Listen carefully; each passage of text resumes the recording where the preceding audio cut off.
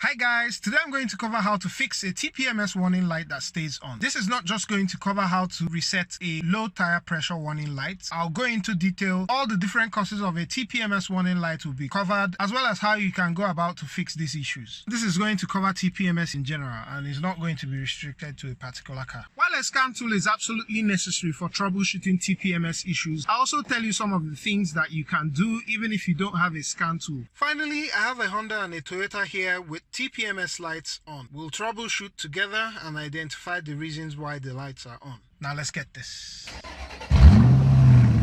The tire pressure monitoring system, or TPMS for short, has the important function of checking for low tire pressure. Low tire pressures are strongly linked to tire blowouts, which in turn result in car accidents. Before we go ahead, it's important to establish that there are two types of tire pressure monitoring systems. You have the direct tire pressure monitoring system, or direct TPMS, where there's a physical sensor mounted on the tire, and the indirect TPMS. Indirect TPMS does not have any physical sensor in the tire. It rather uses the ABS sensors to check for when one or more tires is rotating slower than the other tires. And here's how to identify whether your car has a direct or indirect TPMS. Typically, tires with rubber stems like this that move quite freely are usually indirect. On the other hand, when you see valve stems that are metal like this, they are fixed, usually can't bend with this hex thing. That typically tells you that the car has direct TPMS. The TPMS lights will generally come on for two broad reasons: incorrect tire pressures / calibration issues, or a malfunction in the TPMS. The way the light turns on gives a broad idea of what the issue is. I'll come back to this in a bit. To troubleshoot a TPMS warning light that stays on, the first thing you should do is to establish the reason why the TPMS warning light is on. One of the commonest reasons is because of a low tire pressure. It usually takes about 25% decrease in the rated PSI for a tire for the TPMS warning light to come on. If you gauge your tire and the light goes off, then fine and good. This confirms you were dealing with low tire pressures. Some cars have the display on the dash that actually shows the tire pressure in each tire and will specifically tell you the tire that is low. Another cause of a TPMS warning light is overfilling your tires. Not all TPMS monitor for overinflated tires, but there are some that do. Another reason is an uncalibrated TPMS. Anytime you rotate or replace a tire, or for indirect TPMS, add air to a low tire, the system needs to be recalibrated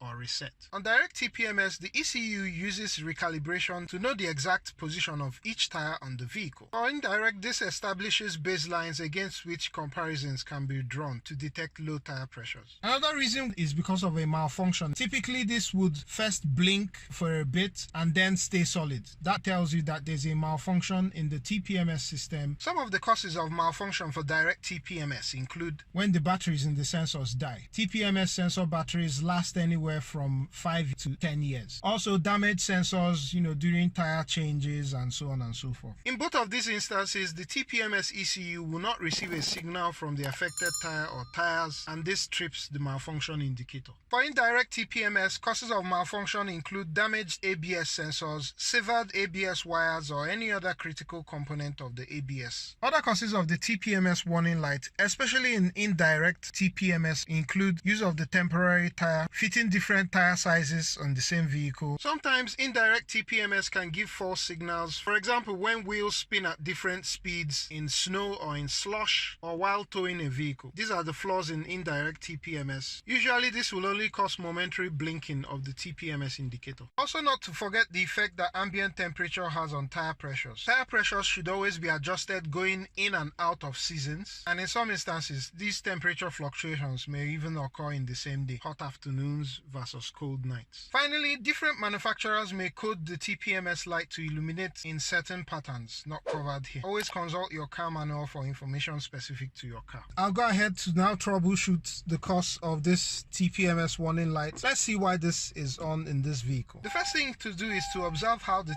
TPMS light comes on. You can see that it just comes on and stays solid. This is indicative of incorrect tire pressures or a calibration issue. You want to make sure that the tire pressure is in accordance with the sticker that you have in the door jamb area. For this car, which is a 2017 Honda Accord EX, you have 33 psi all round. The front tires were slightly over, so I went ahead to bleed them down. On the contrary, the rear tires were slightly short of air.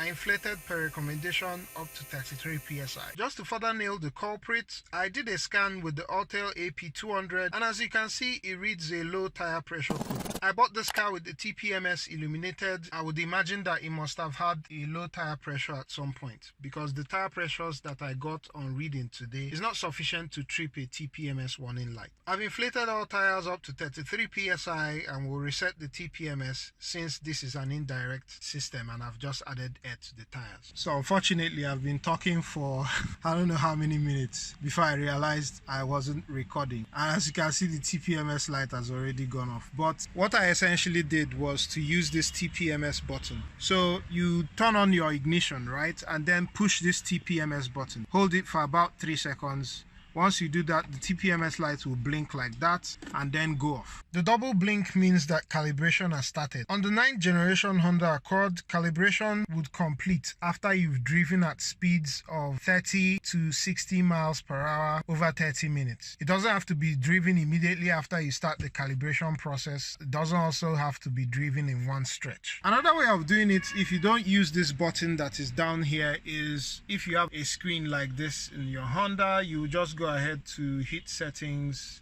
go to vehicle, then TPMS calibration. You just hit calibrate and that's it, right? You need to then drive as usual for the calibration to complete. Switching vehicles to the Toyota, let's see what the TPMS warning light does.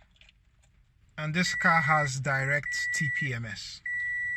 So this is different from what the Honda was doing. The Honda stayed solid right from the word go, but this started blinking. Immediately you turned on the ignition and then now it's solid. This tells you that there's a malfunction in the TPMS system. So because of this, I'll just go ahead to scan the car and see what is in the TPMS module. So let's go into TPMS.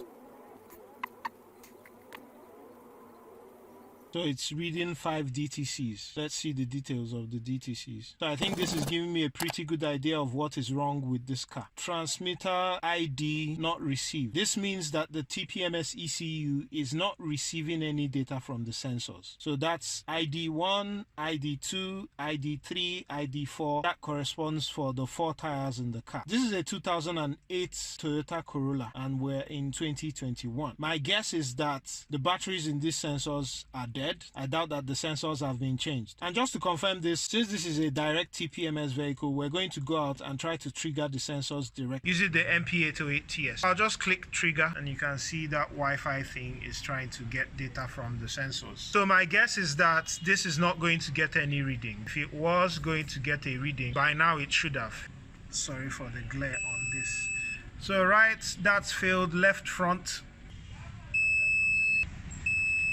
So as earlier suspected, this is a case of TPMS sensors that are dead. The TPMS sensors will need to be changed. Also, one other thing you shouldn't forget is that some manufacturers have TPMS sensors in the spare tire. That is what you have here. Also ensure that you check the spare tire. This car doesn't have one, but always find out whether your car does have one. So thank you very much for watching this video. If this has been helpful, do like the video, comment, and subscribe to the channel. Catch you on the next one. Cheers.